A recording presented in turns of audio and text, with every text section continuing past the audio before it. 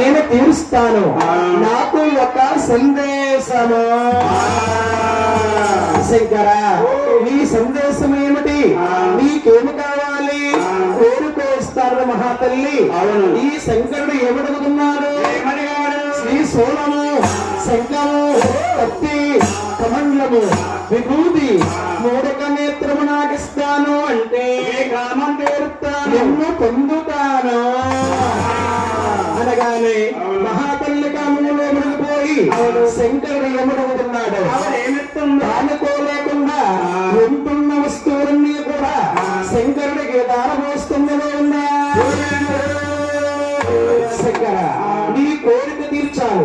నా కోరిక నువ్వు తీర్చవయ్యా, నన్ను పొందవయ్యా అందగలిగాను అనగానే, అమ్మా నీ కోరిక తీర్చాలంటే, నిన్ను పొందాలంటే, నిన్ను చూస్తుంటే నాకు భయం పడుతుందమ్మా. శంకర, నన్ను చూస్తే నీకు భయం పడుతుందా? ఏమి కారణము? ఎంతచేతన? నీ తలకుర్లు చూస్తుంటే శీల మండీల దాకా దిగిపోయినావే. ఆ తలకుర్లు కూడా నాకు ఇస్తాను అంటే నిన్ను పొందుతాను అనగానే మహాతల్లి కామములో మునిగిపోయి తలకుర్లు కూడా శంకరుడికి దారం వస్తుందో ఉందా. శంకరుడు తలకుర్లు అద్దుకుని ఆదశగా వేసుకుంటున్నాడు గోవిందా. మహాతల్లి కామములో మునిగిపోయి ఉంటున్న వస్తువులన్నీ కూడా శంకరుడికి దారబోసింది. శంకరుడికి బలం ఎక్కువైపోయింది, మరి ఆదిశక్తికి బలం తక్కువైపోయింది. శంకరుడు ఏమనుకుంటే నీ పెంచిన కన్నా తల్లిని మార్చుకోవడం నా మాట ఉంటుంది. పూర్వకంలో తల్లిగా ఉంటాను అమ్మా తల్లి, తప్పమ్మ నా తల్లి, రామ రామ నీవెంత మాట్లాడు.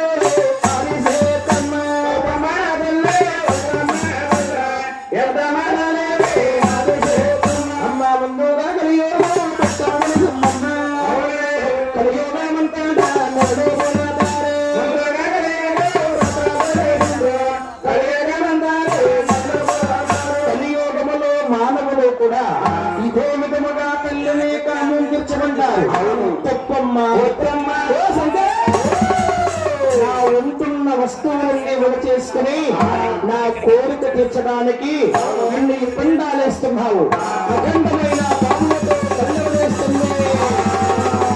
చూశాడు శంకరుడు, ఏమయ్యా మహాతల్లి కామంలో మునిగిపోయింది, ఇటువంటి స్త్రీని